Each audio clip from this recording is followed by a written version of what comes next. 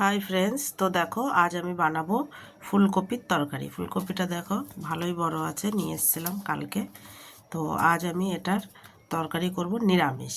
যে নিরামিষ দিনে ফুলকপির এরকম একটা রেসিপি থাকলে কোনো অসুবিধাই হবে না, এক থালা ভাত নিমেষেই উড়ে যাবে। তো আমি এটাকে এবার ভালো করে কেটে নেব। তো দেখো আমি ফুলকপিটা কেটে নিয়েছি, সাথে খানিকটা আলু কেটে নিয়েছি। এদিকে আমি কড়াইতে জল দিয়ে দিয়েছি। এবার আমি এতে দিয়ে দেবো 1 চামচ লবণ। লবণটা দিয়ে ফুলকপিটা সিদ্ধ করে নেব, কারণ লবণ দিয়ে সিদ্ধ বসালে এতে যদি কিছু থাকে, কোনো পোকা মাকড় সব বেরিয়ে যাবে। আলুটাকেও আমি দিয়ে দেবো।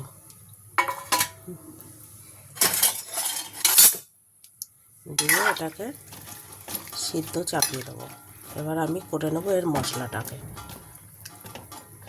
যেহেতু এখনও আজকের দিনটাও সরস্বতী পুজো আছে, আজকের দিনটাও নিরামিষ খাবো, তাই জন্যে ফুলকপির রসা। দেখো আমার মশলাটা নেওয়া হয়ে গেছে।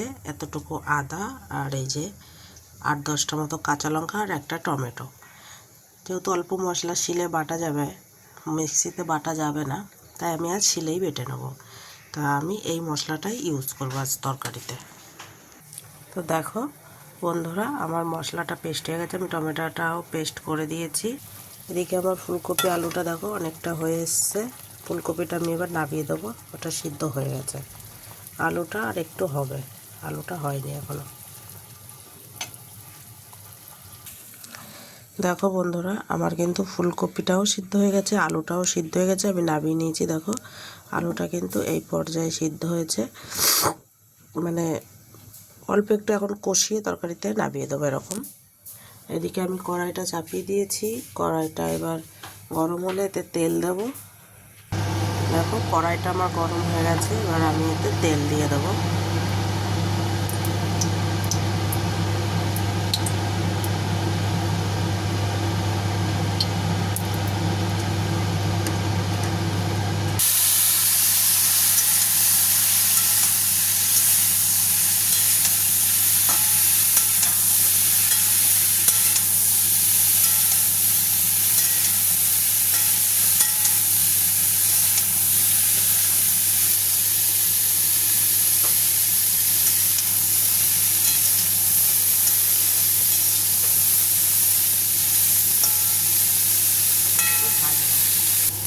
দেখো বন্ধুরা, আমার সবজিটা কিন্তু ভাজা হয়ে গেছে, দেখেছো? এরকম লাল লাল করে তোমরাও ভেজে নেবে।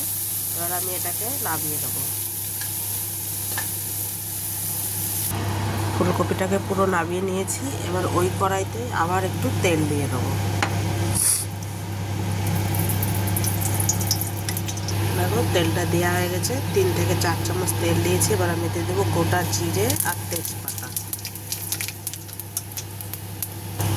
দেখো আমি কিন্তু এতে সামান্য একটু চিনি দিয়েছি। চিনিটা অপশনাল, তোমরা দিতেও পারো নাও দিতে পারো। এবার যে মশলাটা আমি করে রেখেছি এটা আমি ওখানে দিয়ে দেবো। দেখো আমি মশলাটা এতে দিয়ে দিয়েছি। এবার আমি এতে দিয়ে দেবো হলুদ,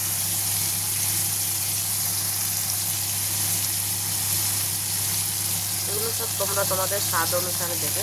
দেখো আমার যতটুকু লাগবে তরকারির আন্দাজ দিতে ততটুকুই দেবো।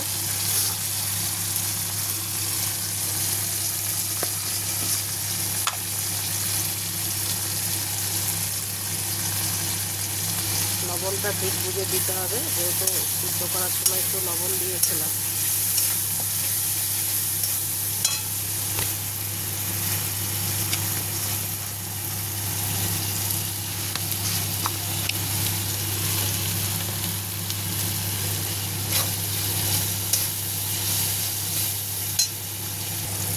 এবার এতে দিয়ে দেবো সামান্য একটু জল।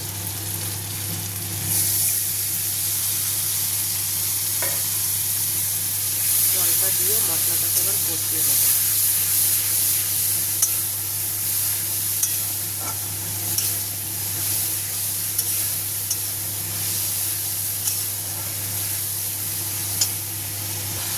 দেখো মশলা থেকে তেল ছেড়ে দিয়েছে, তার মানে বুঝে নিতে হবে মশলা কষানো হয়ে গেছে। আমি এই পর্যায়ে এতে যে ফুলকপি আর আলুটা ভেজে রেখেছিলাম এটা দিয়ে দেবো।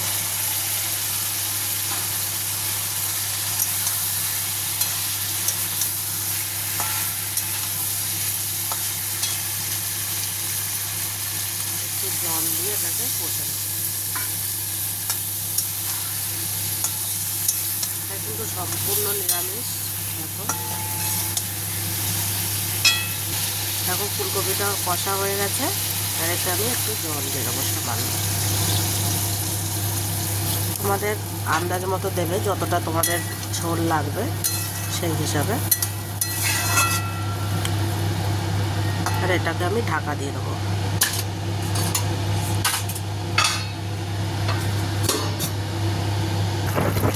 দেখো আমার তরকারিটা হয়ে গেছে। এবার এটা আমি একটু গরম মশলা দিয়ে দেবো।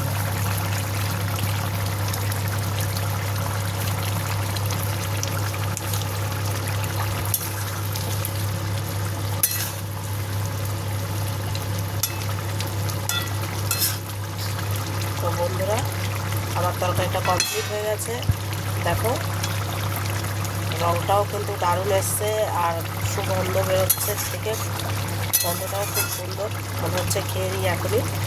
তো তোমরা যারা যারা নিরামিষ নিরামিষ খাও বা নিরামিষ দিনে কি রান্না করবে, ঘরে থাকাই ফুলকপিটা দিয়ে একদম সহজ উপায়ে, একদম কম সময়ে রান্নাটা হয়ে যাবে। এইভাবে তোমরা একবার ট্রাই করে দেখো বাড়িতে, অবশ্যই ভালো লাগবে।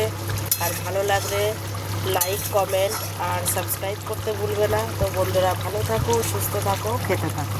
Good bye.